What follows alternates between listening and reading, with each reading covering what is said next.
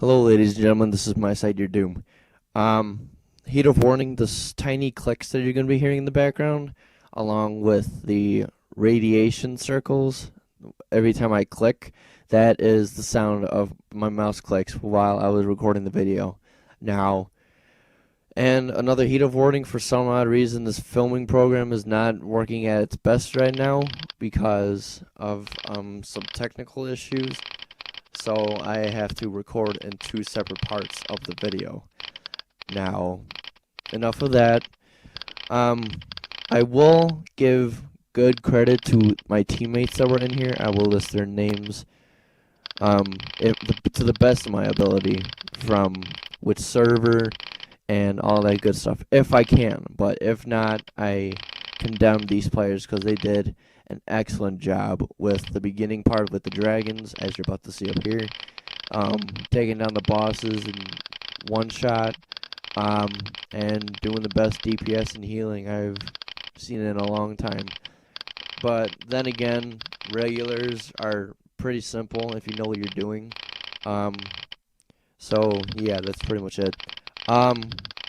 So here are the dragons that basically lead up to a key part of this instance in Grim Batol. Now, what they do is they have an ability that you can use while flying them. It is a fireball that basically does massive AoE damage. And it's a good thing because you're flying, so they can't run after you. They stay still.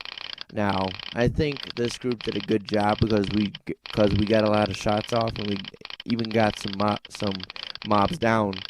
So that was really good. So you get two chances at killing all the ads and everything, or doing as much damage as possible on these ads, and trying to kill them all. So here we are fighting more ads, just burning them like crazy. Now, I would like to make another comment for regulars. You don't have to necessarily worry about being geared up with gems and enchants because your DPS is already fine as it is, but once you get into heroics, watch out for your gems and enchantments opportunities. Get some gems from your guild, sorry, pay them a little bit, and they'll gladly reward you with some cool stuff. Now, okay, now the software is working. So I probably don't have to record in two parts. So here we are fighting more ads, and then this is the first boss.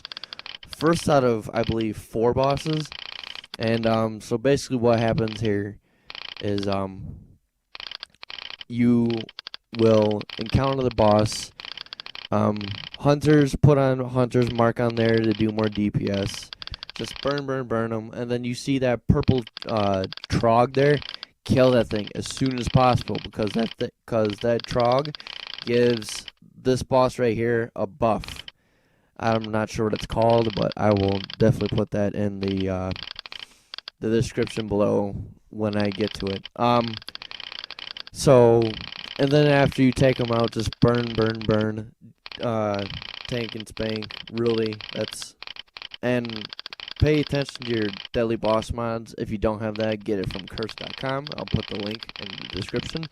But yeah, curse.com, I'll talk about that for a brief second, has a bunch of add-ons that you can use for just your basic enhancement for gaming for World of Warcraft and many other online games. But back to this boss right here.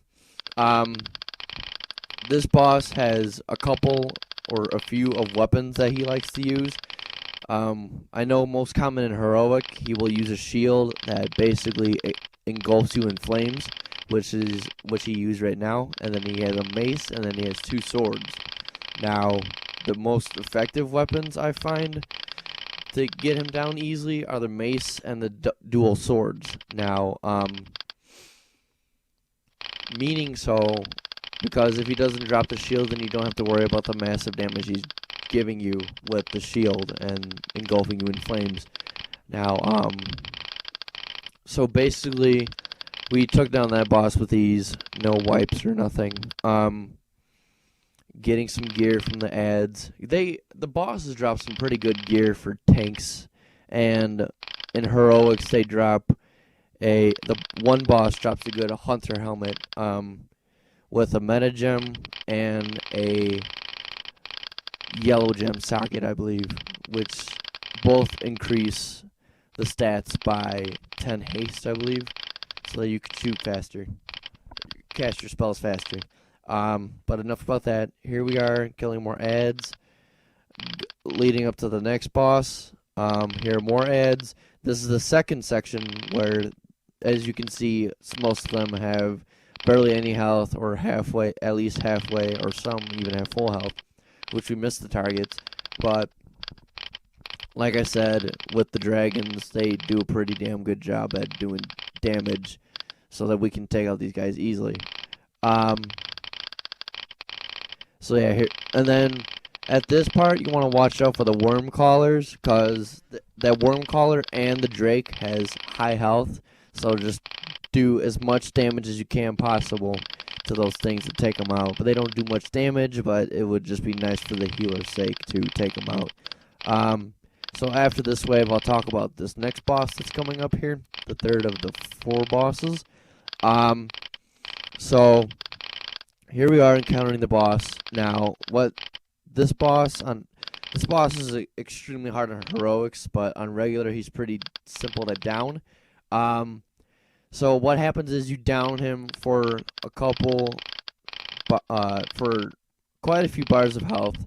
Then once he gets to around 20% of health, he runs down, jumps down a hole, and gets on his drake, which you can see right there. What you want to watch out for on this drake is that he will shoot out purple flames.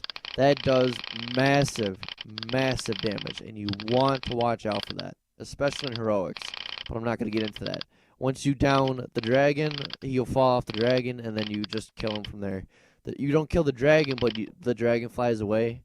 Once you down him to a certain amount of health, probably 20%, and then you kill the initial boss. Now, I don't know what they're talking about. I can barely see that.